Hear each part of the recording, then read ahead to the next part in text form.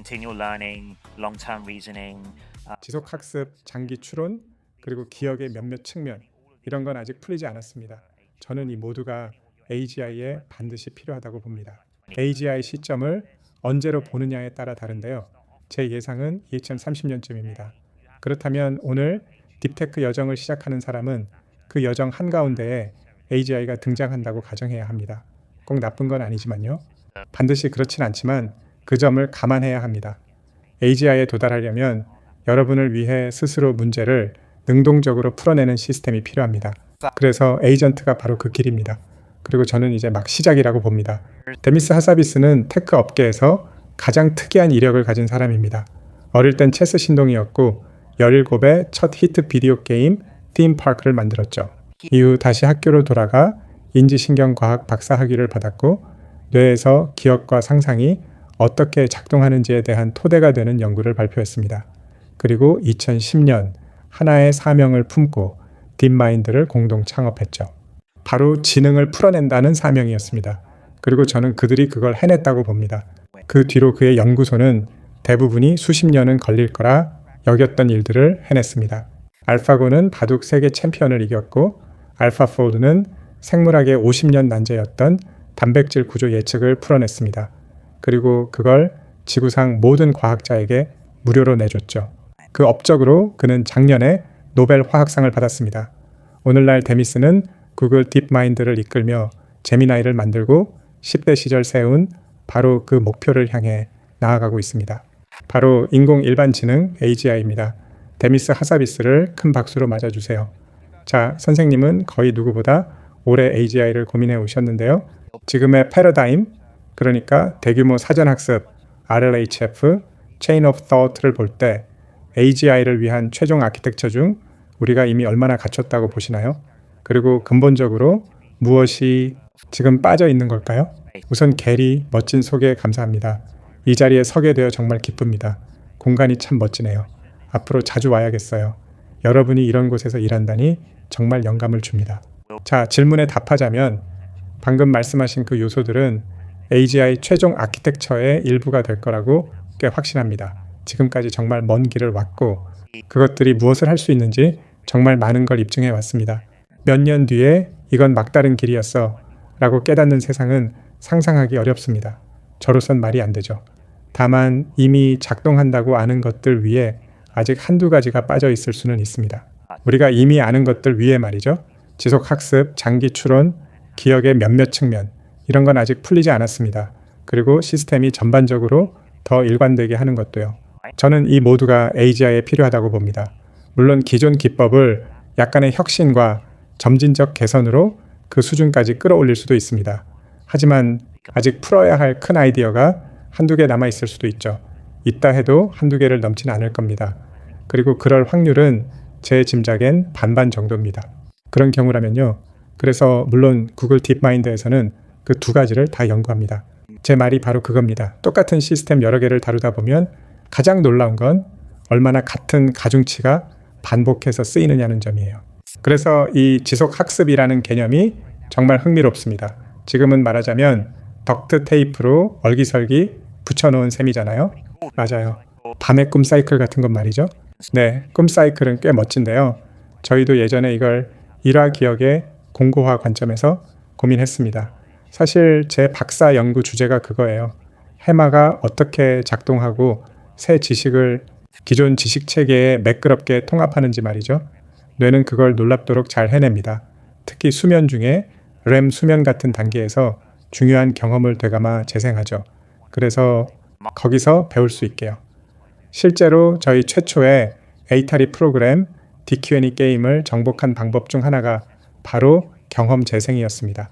신경과학에서 그걸 빌려온 거죠. 성공한 경로를 여러 번 되감아 재생했습니다. 벌써 2013년 AI의 암흑기 시절 이야기네요. 정말 중요한 시도였죠. 그리고 말씀에 동의합니다.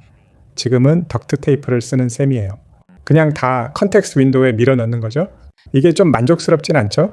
사실 우리는 생물학적 뇌가 아니라 기계를 다루니까 수백만 수천만 크기의 컨텍스트 윈도우나 메모리를 가질 수도 있고 그게 완벽할 수도 있습니다. 그래도 지금 당장 내려야 할 결정에 정말 관련 있는 걸 찾아 꺼내오는 데는 여전히 비용이 듭니다. 그리고 그 비용이 만만치 않아요. 전부 저장할 수 있다 해도 말이죠. 그래서 저는 메모리 같은 영역에 혁신의 여지가 아주 많다고 봅니다. 네, 한 가지는 100만 토큰 컨텍스트 윈도우면 사실 충분히 크다는 거예요. 솔직히 차고 넘치죠. 웬만한 건 다 할 수 있어요. 쓰여야 할 대부분의 용도는 충분히 큽니다. 컨텍스트 윈도우를 작업 기억에 빗대 보면 인간은 숫자를 몇 개, 기껏해야 12개 정도, 평균 7개를 기억합니다. 반면 우리는 100만, 1000만 토큰 컨텍스트 윈도우를 갖고 있죠. 그런데 문제는 거기에 모든 걸 저장하려 든다는 겁니다. 중요하지 않은 것, 틀린 것까지요. 지금은 꽤 무식하게 밀어붙이는 방식이고 그게 옳아 보이진 않습니다. 게다가 실시간 영상을 처리하는 에이전트라면 순진하게 모든 토큰을 다 기록할 경우 100만 토큰은 그리 크지 않아요. 겨우 20분 분량이죠. 그러니 한두 달에 걸친 여러분의 삶을 이해하는 무언가를 원한다면 더 많이 필요합니다. 딥마인드는 역사적으로 강화학습과 탐색에 집중해 왔습니다. 알파고, 알파제로, 뮤제로처럼요. 그 철학이 지금 제미나이를 만드는 방식에 얼마나 녹아 있나요? RL은 여전히 저평가되어 있을까요? 네, 그럴 수도 있다고 봅니다. 이게 밀물과 썰물처럼 오가거든요. 저희는 딥마인드 초창기부터 에이전트를 연구했습니다. 사실 그게 저희가 하겠다고 말한 일이었죠. 그래서 모든 에이타리 작업, 특히 알파고가 다 에이전트 시스템입니다. 저희가 말한 에이전트란 스스로 목표를 달성할 수 있는 시스템이에요. 능동적으로 결정을 내리고 계획을 세우죠. 물론 다루기 쉽게 하려고 게임 영역에서 했습니다. 그리고 점점 더 복잡한 게임으로 갔죠. 알파고 다음엔 스타크래프트, 알파스타처럼요. 그렇게 세상에 있는 게임은 거의 다 해봤습니다. 그 다음 질문은 그 모델들을 월드 모델, 즉 세계의 모델로 일반화할 수 있느냐였죠. 단순한 게임이나 복잡한 게임의 모델을 넘어 언어의 모델로요. 지난 몇 년이 바로 그 이야기였습니다.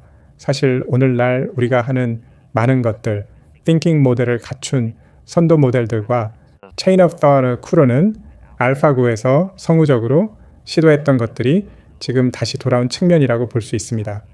그때의 많은 작업이 오늘날에도 유효하다고 보고 그 오래된 아이디어들을 지금은 더 크고 더 일반적인 방식으로 다시 들여다보고 있습니다. 몬테칼로 트리 서치 같은 것, 그리고 지금 하는 강화학습 위에 RL을 보강하는 다른 방법들까지요.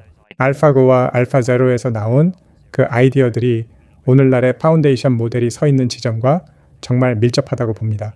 앞으로 몇 년의 발전 상당수가 거기서 나올 겁니다. 한 가지 궁금한 게, 물론 오늘날엔 더 똑똑해지려면 점점 더 큰 모델이 필요하죠. 그런데 디스틸레이션도 통하고 있잖아요. 그러면 더 작은 모델이 꽤 빨라질 수 있고요. 여러분의 플래시 모델이 정말 대단한데 프론티어 성능의 95%를 내면서 가격은 10분의 1이라고 들었어요. 그렇죠? 저희 핵심 강점 중 하나라고 봅니다. 프론티어 역량을 가지려면 가장 큰 모델을 만들어야 하죠. 하지만 저희의 가장 큰 강점 하나는 그 힘을 빠르게 압축해서 점점 더 작은 모델에 담아내는 겁니다. 사실 이 디스틸레이션 방식을 저희가 만들었고 제프나 오리올 같은 이들이 주역이죠. 지금도 저희가 세계 최고 전문가입니다. 그리고 저희는 이걸 할 필요가 아주 큽니다. 아마 세상에서 가장 큰 AI 접점들을 서비스해야 하니까요. AI 개요와 AI 모드가 들어간 검색이 있고 제미나이 앱도 있죠. 이제는 구글의 거의 모든 제품, 지도나 유튜브에도 제미나이나 관련 기술이 들어가 있습니다. 그러니 수십억 명이 쓰는 사용자 10억 명이 넘는 제품이 10개도 넘습니다. 그리고 이걸 아주 빠르고 효율적이고 저렴하게 낮은 지연으로 서비스해야 합니다. 그래서 플래시 모델, 나아가 더 작은 플래시라이트 모델을 극도로 효율적으로 만들 강력한 동기가 생기죠. 바라건대 그게 결국 여러분이 쓰는 여러 작업에도 정말 유용해질 겁니다. 이 작은 모델들이 실제로 얼마나 더 똑똑해질 수 있는지 궁금합니다. 디스틸레이션 과정에 한계가 있을까요? 가령 500억이나 4천억 파라미터 모델이 오늘날의 마이토스만큼 똑똑해질 수 있을까요? 네, 저는 아직 어떤 한계에도 도달했다고 보지 않습니다. 적어도 우리 중 누구도 정보의 한계 같은 데 닿았는지 아직 모릅니다. 언젠가는 더는 넘어설 수 없는 정보 밀도가 있는 순간이 올 수도 있죠. 하지만 지금 저희가 세우는 가정은 선도 프로 모델이나 our leading, pro models or 프론티어 모델이 나오고 반년에서 1년 뒤면 그걸 아주 작은 거의 엣지급 모델에서 쓸 수 있게 된다는 겁니다. 그 장점의 일부는 저희 젬마 모델에서도 보실 수 있어요. 다들 젬마 5 모델을 잘 쓰고 계시길 바랍니다. 크기 대비 정말 놀라운 성능이죠. 여기에도 이런 디스틸레이션 기법과 아주 작은 모델을 정말 효율적으로 만드는 아이디어가 많이 들어갑니다. 그래서 이론적 한계 같은 건 아직 안 보입니다. 아직 거기서 한참 멀었다고 봐요. 한참요. 그거 정말 대단하네요. 네. 지금 목격하는 좀 이상한 일 중 하나는 엔지니어들이 6개월 전보다 500배에서 1000배 많은 일을 해내고 있다는 겁니다. 6 months ago, I guess. I mean, 이 방 안에도 1000배의 일을 하는 분들이 있죠. 스티브 예게가 이 얘기를 하는데 2000년대 구글 엔지니어가 하던 일에 it's the work that a Google engineer from the 2000s was 1000배라고요. 정말 흥미롭습니다. 모델은 쓰임새가 많죠. 하나는 물론 비용이고 또 하나는 속도입니다. 코딩만 봐도 훨씬 빠르게 반복할 수 있죠. 특히 also especially if there's 시스템과 협업한다면요. 말씀처럼 프론티어급은 아니어도 95%, 90%면 충분히 좋고 빠른 시스템이 정말 필요합니다. 그리고 반복 속도로 90%, but that's plenty good enough and actually gain 그 10% 이상을 만회하죠. 또 하나 큰 건 이것들을 엣지에서 돌리는 겁니다. 효율성 때문이기도 하지만 프라이버시와 보안 때문이기도 하죠. for privacy and security reasons too. If you 아주 개인적인 정보를 처리하는 여러 기기를 떠올려 보세요. 로봇도 마찬가지고요. 집안의 로봇 말이죠. 그러면 여러분은 as well, robots in your house. I think you're going to 아주 효율적이고 강력한 로컬 모델을 원하게 될 겁니다. 그 위에 클라우드에 더 큰 프론티어 모델이 조율자로 있고 특정 상황에서만 거기에 delegate to that. 위임하는 거죠. 예컨대 모든 시청각 데이터는 로컬에서 처리하고 로컬에 머무는 겁니다. 그게 아주 좋은 최종 형태가 될 수 있다고 봅니다. That would be a very good sort of end state. YC Startup School is back. 콘텍스트와 메모리로 돌아가서요. 지금 모델은 상태가 없잖아요. 지속 학습 모델을 쓰는 사람에게 개발자 경험은 대체 어떤 모습일까요? using a continual learning model. 그걸 어떻게 조종할지 감이 오시나요? How you'd steer it. 정말 흥미로운 질문입니다. 지금 지속 학습이 없다는 게 에이전트가 완전한 작업을 해내지 못하게 막는 요인 중 하나예요. 지금도 작업의 일부에는 정말 유용하고 그걸 이어 붙여 멋진 걸 할 수 있죠. 하지만 처한 맥락에 잘 적응하진 못합니다. 그게 빠진 조각이에요. 정말 맡겨두면 알아서. Missing piece from them being really kind of fire and forget, and they'll figure. 해내는 수준이 되려면요. 에이전트는 여러분이 놓아둘 특정 맥락을 학습할 수 있어야 합니다. 그래서 완전한 일반 지능에 도달하려면 I think we have to crack that to get full general. 그걸 반드시 풀어야 합니다. 추론은 어디쯤 와 있나요? 이제 모델이 정말 인상적인 체인 오브 터를 하지만 똑똑한 학부생이라면 안 틀릴 걸 여전히 틀립니다. 구체적으로 무엇이 바뀌어야 하고 어떤 진전을 기대하시나요? Thinking Paradigm엔 아직 혁신의 여지가 많다고 봅니다. 지금은 꽤 단순하고 꽤 무식하게 하고 있어요. 예를 들어 Chain of Thought를 모니터링 하다가 사고 과정 중간에 개입하는데 여지가 많습니다. 저희 시스템이든 경쟁사 시스템이든 종종 Impression with our systems and our competitor systems that they're 거의 과하게 생각한다는 인상을 받습니다. 일종의 루프에 빠지죠. 제가 가끔 하는 게 제미나이와 체스를 두는 건데 선도 파운데이션 모델들은 게임에 꽤 약합니다. 흥미롭죠. 그리고 Thinking Tracer를 들여다보는 게 아주 흥미롭습니다. 체스는 잘 이해된 영역이라 3000%로 빠지는지 금방 알 수 있고 그 사고가 유용한지 아닌지 sort of provable what the thinking is doing. 증명하기도 쉽거든요.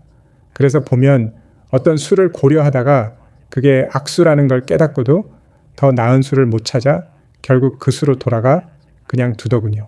Even does it 정밀한 추론 시스템이라면 그런 일이 보여선 안 되죠. 그러니 아직 큰 구멍들이 있습니다. 다만 그런 구멍을 메우는데 한두 번의 조정이면 gaps, I think still, but it may only be one or two tweaks that are 될 수도 있어요.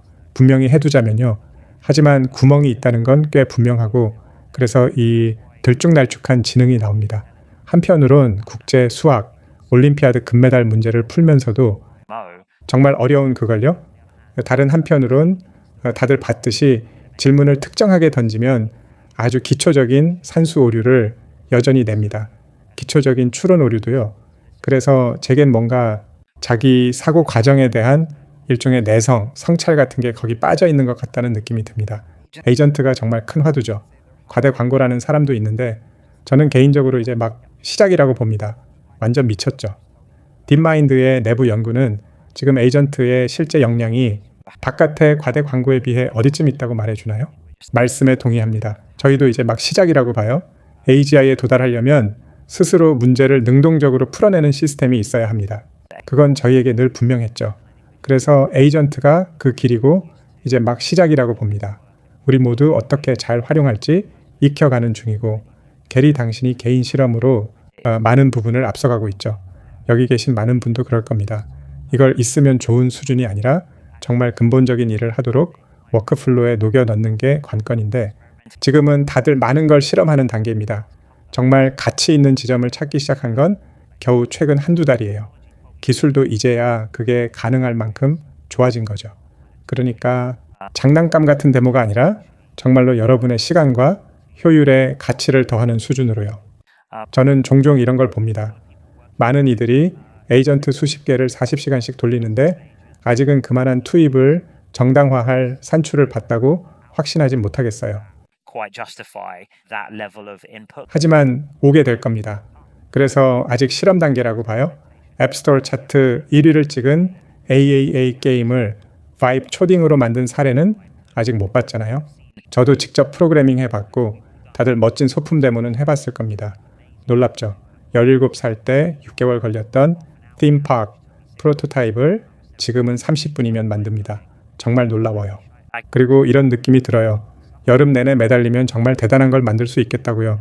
하지만 여전히 장인 정신, 사람의 혼과 안목이 필요합니다. 무엇을 만들든 그건 여러분이 반드시 불어넣어야 하죠. 그리고 아직 거기까지는 못 왔다는 게 드러납니다. 왜냐하면 우리는 아직 1000만 장이 팔리는 히트게임을 만든 아이를 못 봤잖아요. 들어간 노력을 생각하면 가능해야 하는데 말이죠. 그러니 여전히 뭔가가 빠져 있는 겁니다. 과정 때문일 수도 아니면 도구 때문일 수도 있죠. 잘 모르겠습니다. 아마 여러분이 저보다 더 잘 알 거예요. 다들 그걸 실험하고 계실 테니까요. 하지만 이게 온전한 가치를 낼 때 기대되는 결과를 저는 아직 못 봤습니다. 앞으로 6개월에서 12개월 사이엔 오리라 봅니다. 일부는 얼마나 자율적이냐의 문제인데요. 저는 자율이 먼저 오진 않을 거라 봅니다. 오히려 이 방 안의 사람들이 1000배로 일하는 걸 먼저 보게 되겠죠. 그리고 먼저 그걸 보게 될 겁니다. 그 다음엔 여러분 중 누군가가 이 도구로 베스트셀러 앱이나 게임을 만든 회사가 나오겠죠. 그걸 먼저 보게 될 거고 그 다음에 그중 더 많은 부분이 자동화될 겁니다. 일부는 그 안에 사람이 있는데 아직은 에이전트가 다 했다고 말하고 싶지 않은 거죠. 그런데 그 일부는 어쩌면 이거일 수도 있습니다. 창의성 얘기를 해보고 싶은데요. 제가 자주 하는 말이 우리가 해온 것들 예컨대 알파고를 보면요. 유명한 그 이국의 37수 다들 아실 겁니다. 저는 알파폴드 같은 과학 프로젝트를 시작할 바로 그런 순간을 기다리고 있었어요. 서울에서 돌아온 그날 알파폴드를 시작했죠. 벌써 10년 전이네요. 이 자리 끝나고 한국에 갑니다. 알파고 10주년을 축하하러요. 하지만 37수를 두는 것만으론 부족합니다. 멋지고 유용하긴 하죠. 그런데 그게 바둑 자체를 발명할 수 있을까요? 제가 원하는 건 높은 수준의 설명만 주면 바둑을 발명해내는 시스템입니다. 규칙은 5분이면 배우지만 통달하는 데는 여러 생이 걸리는 게임 말이죠. 미학적으로 아름답지만 오후 몇 시간이면 즐길 수 있는 게임. 그런 식의 높은 수준 설명을 제가 주면 돌려받고 싶은 결과물은 바로 바둑 그 자체입니다. 분명 오늘날의 시스템은 그걸 못하죠. 그래서 질문은 왜입니다. 저는 거기에 아직 뭔가가 빠져 있다고 봐요.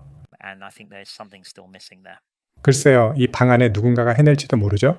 그러면 답은 빠진 건 없었다가 되겠죠. 그저 우리가 시스템을 쓰는 방식의 문제였던 거고요. 실제로 그게 답일 수도 있습니다. 충분히 뛰어난 창의적인 사람이 쓰고 그 추진력, 즉 프로젝트에 혼을 불어넣고 도구에 정통해 거의 도구와 하나가 될 정도라면 오늘날 시스템으로도 가능할지 모릅니다. 저는 상상이 돼요. 만약 여러분이 밤낮으로 도구를 실험하고 많은 분이 그러고 계실 텐데 거기에 진짜 깊은 창의성을 결합하면 더 놀라운 걸 해낼 수 있을 겁니다. more incredible could be done. 오픈 소스, 정확히는 오픈 웨이트로 화제를 돌려보죠.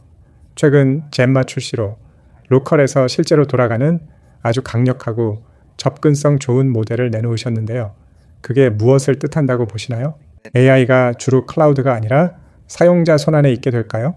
그리고 그게 누가 이 모델로 만들 수 있는지를 바꿀까요? models. 저희는 대체로 오픈 소스와 오픈 사이언스를 강하게 지지합니다. 앞에서 알파폴드를 말씀하셨죠.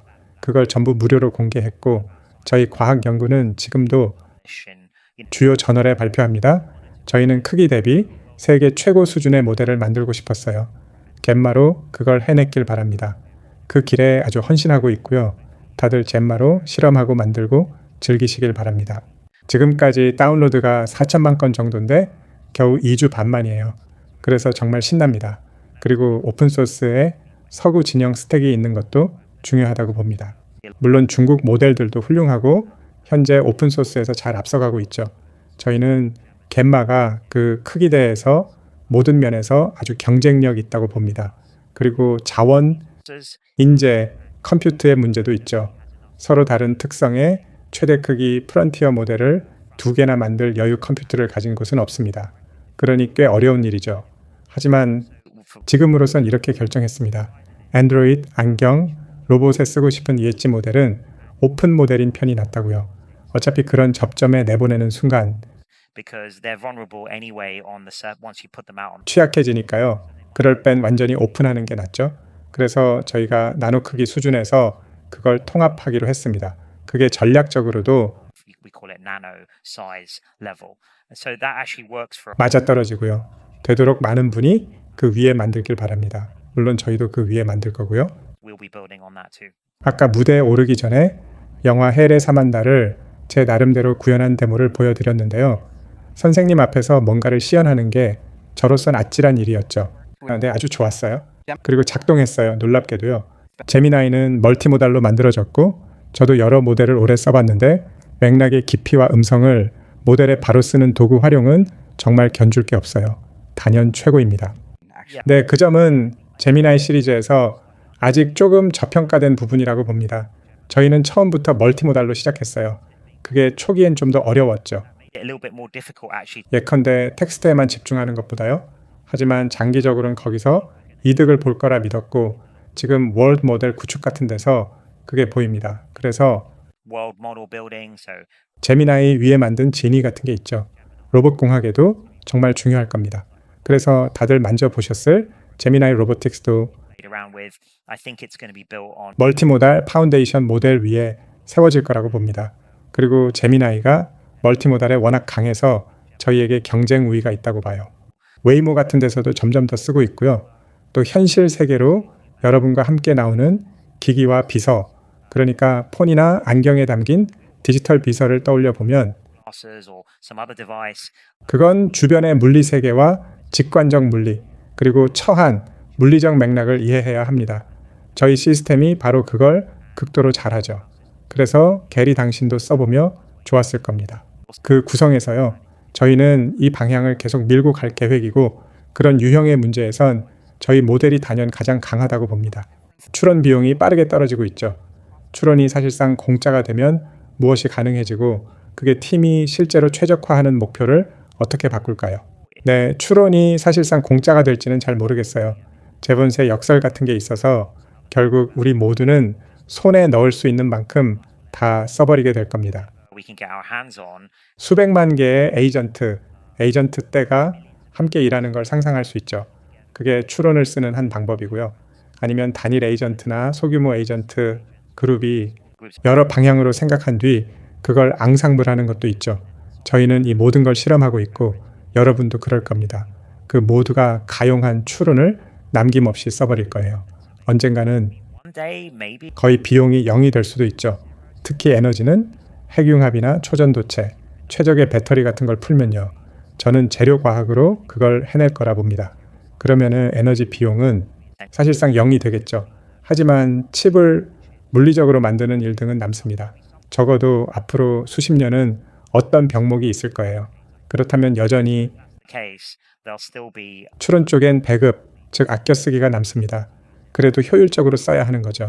네, 다행히 작은 모델들이 점점 똑똑해지고 있으니 환상적이죠. 청중의 바이오테크 창업자가 꽤 계시네요. 몇 분 보입니다. 알파폴드 3는 단백질을 넘어 폭넓은 생체 분자로 나아갔는데요. 세포 시스템 전체를 모델링하는 데는 얼마나 가까워졌나요? 아니면 그건 여전히 차원이 다른 근본적으로 더 어려운 문제인가요? 저희가 알파폴드 2 이후 딥마인드에서 분사한 아이소모픽 랩스가 있는데 아주 잘 되고 있습니다. 알파폴드만이 아니라 그건 신약 개발의 한 조각일 뿐이고요.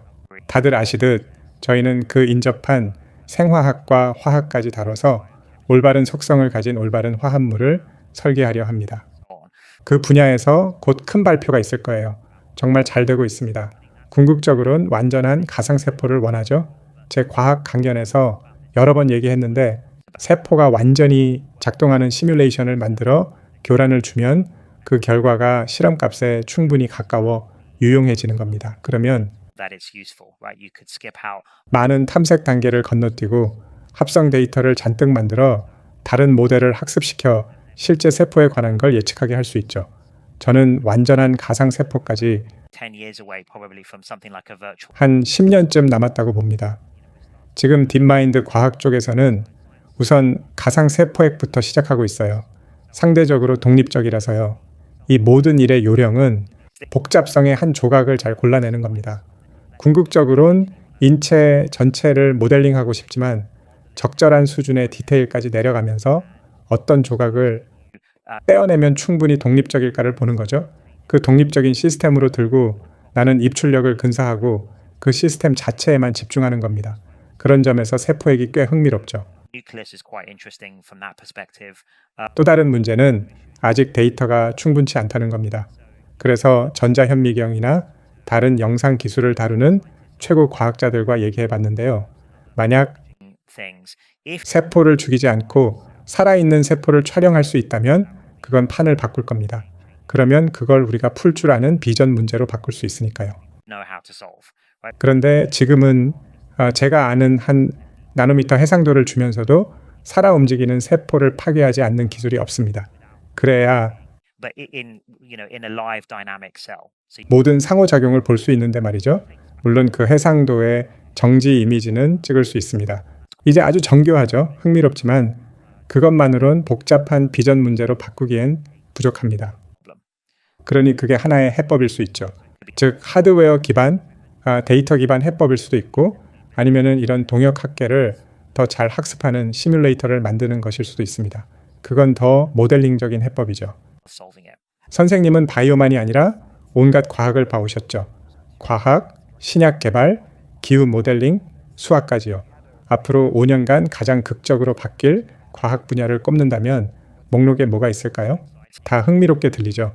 그래서 그게 제 가장 큰 열정이었고 30년 넘게 커리어 내내 AI를 연구해 온 이유이기도 합니다. AI를 궁극의 도구로 쓰기 위해서요. 저는 늘 AI가 과학의 궁극적 도구가 될 거라 생각했습니다. 그렇게 진보한 과학적 이해와 발견, 의학, 그리고 우리를 둘러싼 우주에 대한 이해를 끌어내는 거죠. 그래서 저희가 원래 사명을 표현하던 방식, 지금도 그렇게 생각하는데요. 거기엔 두 단계가 있었습니다. 1단계는 지능을 푸는 것, 즉 AGI를 만드는 것.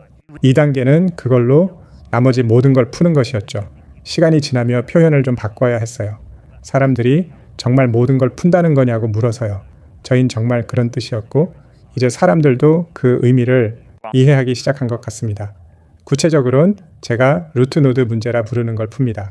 즉 풀면 완전히 새로운 발견의 가지를 열어젖히는 과학 영역들이죠. 알파폴드가 우리가 하려는 일의 전형적인 예입니다. 전 세계 300만 명이 넘는 연구자, 사실상 세계의 거의 모든 생물학 연구자가 이제 알파폴드를 씁니다. 예전 임원 친구들에게 듣기론 앞으로 개발되는 거의 모든 신약이 개발 과정 어딘가에서 알파폴드를 썼을 거라더군요. 그건 정말 자랑스러운 일이고 저희가 AI로 내고 싶은 그런 종류의 임팩트입니다. 하지만 이건 아직 시작에 불과하다고 봐요. AI가 도움이 안 될 과학이나 공학 분야는 딱히 안 보입니다. 말씀하신 분야들은 지금 거의 알파폴드 1의 순간 같아요. 아주 유망한 결과는 있지만 그 분야의 대난제를 완전히 푼 건 아직 아니죠.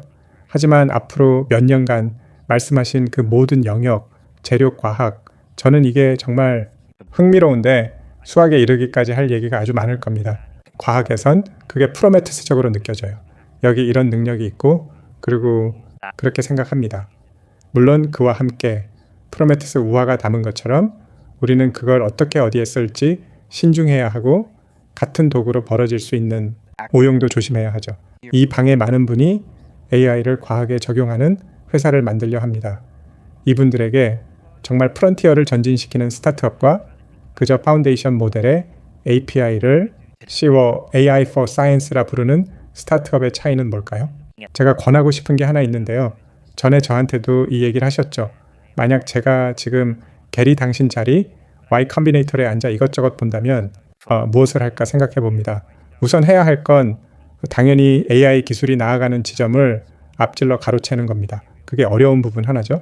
하지만 저는 AI의 방향과 다른 딥테크 분야를 결합하는데 엄청난 여지가 있다고 봅니다. 그 스위트 스폿이 재료든 의학이든 정말 어려운 과학 영역이든 말이죠. 그런 학제간 팀, 특히 원자의 세계까지 다루는 팀이라면 적어도 가까운 미래엔 지름길이 없을 겁니다. 그런 영역은 파운데이션 모델의 다음 업데이트에 그냥 휩쓸려 버릴 위험에서 꽤 안전하죠. 그런 걸 찾는다면 그게 더 방어 가능한 영역 중 하나라고 봅니다. 그리고 저는 늘 딥테크를 사랑해서 딥테크 쪽으로 편향되어 있긴 해요.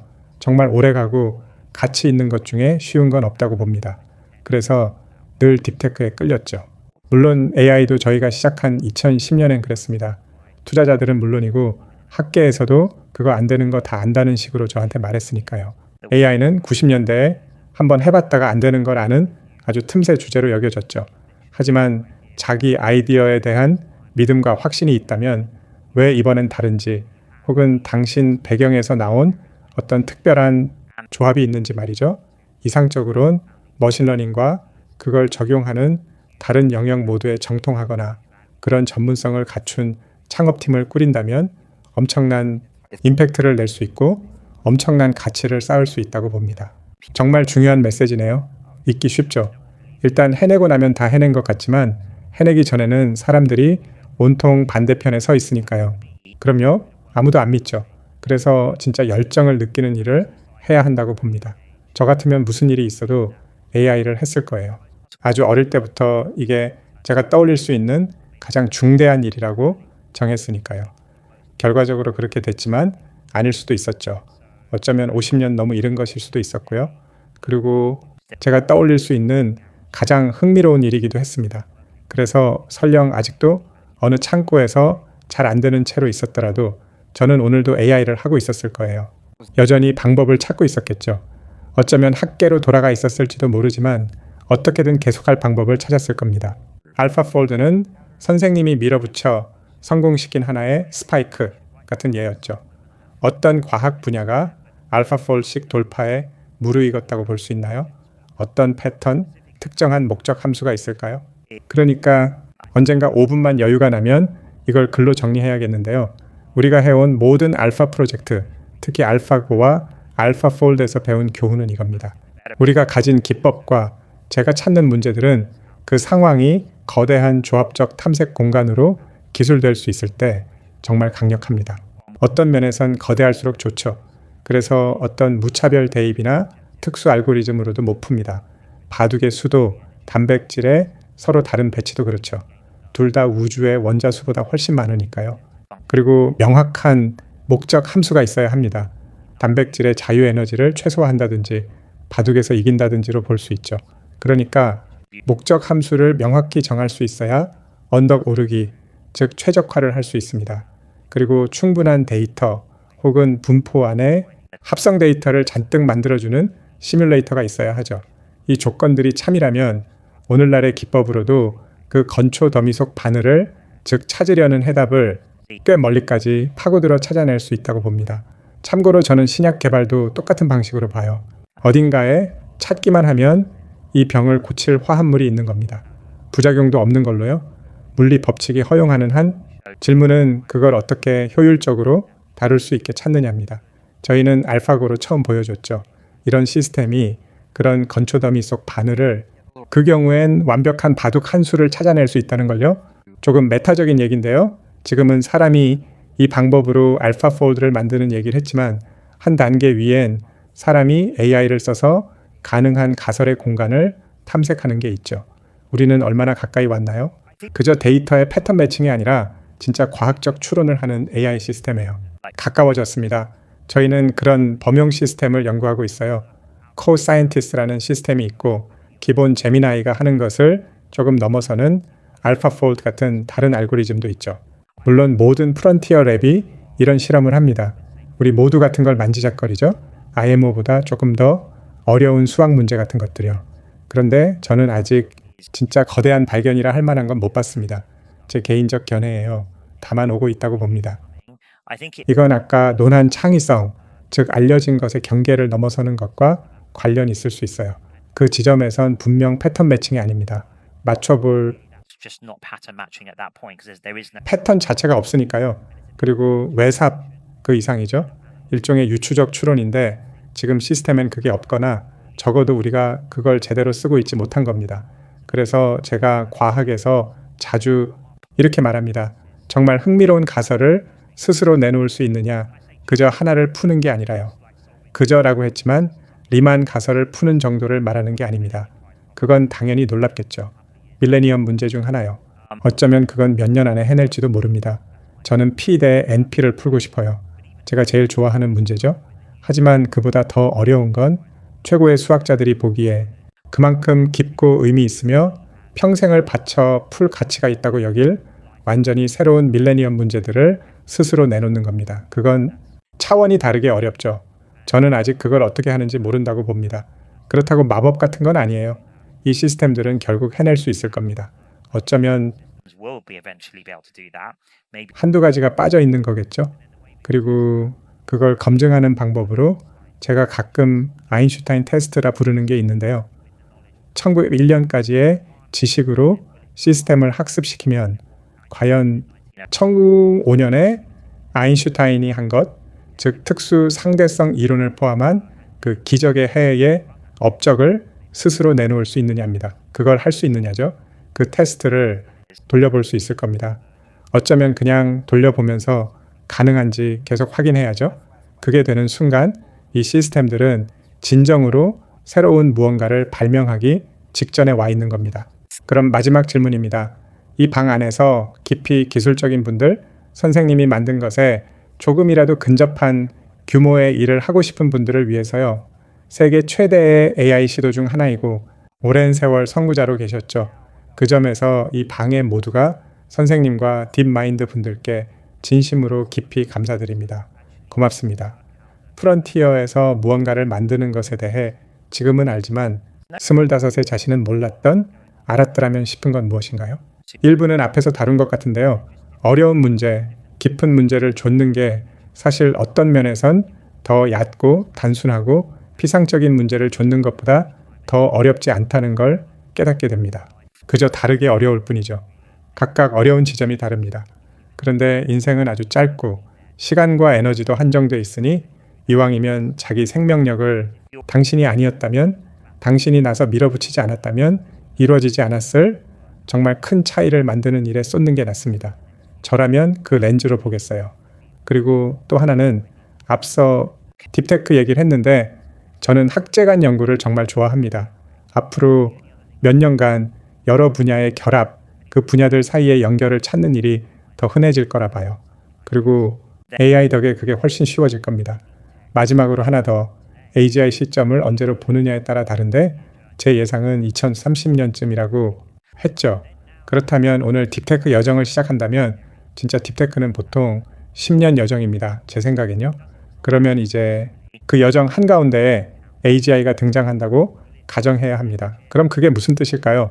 꼭 나쁜 건 아니지만 반드시 감안해야 하죠. 그걸 활용할 수 있을까?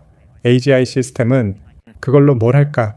이건 아까 게리 당신이 알파폴드와 범용 AI에 대해 한 말과도 이어집니다. 제가 그려보는 한 가지 그림은 제미나이나 클로우드 같은 범용 시스템이 알파폴드 같은 특화 시스템을 도구로 쓰는 겁니다. 모든 걸 하나의 거대한 뇌에 넣진 않을 거예요. 너무 많은 손실이 생기니까요. 모든 단백질을 제미나이에 넣는 건 말이 안 되죠. 제미나이가 단백질 접힘을 할 필요는 없습니다. 아까 정보 효율성 얘기로 돌아가면 그건 분명 언어 능력 같은 걸 나쁜 쪽으로 해칠 거예요. 그러니 훨씬 나은 건 정말 뛰어난 범용 도구 활용 모델을 두는 겁니다. 어쩌면 그 특화 도구들을 직접 학습시킬 수도 있지만 별도의 시스템으로 두는 거죠. 그 함의를 곰곰이 따져보는 게 흥미롭고 그 다음 오늘 무엇을 만들지 생각해보는 것도요. 물리적인 것도 마찬가지입니다. 어떤 공장을 지을지 어떤 금융 시스템을 만들지 같은 건요. 그러니 이걸 정말 진지하게 받아들이고 한편으론 그 세상이 어떤 모습일지 상상하고 그게 중간에 도래해도 유용